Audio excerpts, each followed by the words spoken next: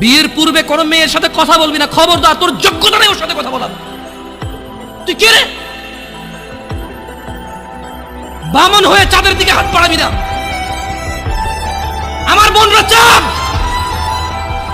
ওয়াল্লাহি যেদিন ইসলামী শাসন আসবে, যেদিন ইমাম মেহেদী আসবে, যেদিন ঈসা আলাইহিস সালাম আবার আসবে, ওনার বোনদের উপর যারা হাত দেবে উনি হাত কেটে ফেলবে।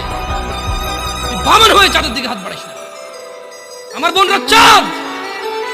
ইসলাম মেয়েদেরকে চাঁদ বলেছে, আর তোকে বামন বলেছে। বেটা তুই বেটা ছেঁড়া খাতা শুয়ে লাখ টাকার স্বপ্ন দেখিস, বিয়ের আগে মেয়ের গায়ে হাত দিস?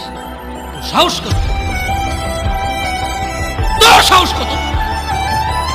তুই জানিস না মুহাম্মদ সাল্লাল্লাহু আলাইহি সাল্লাম বলছে নেক স্ত্রী দুনিয়াতে যা আছে ওর চেয়ে বেশি উত্তম।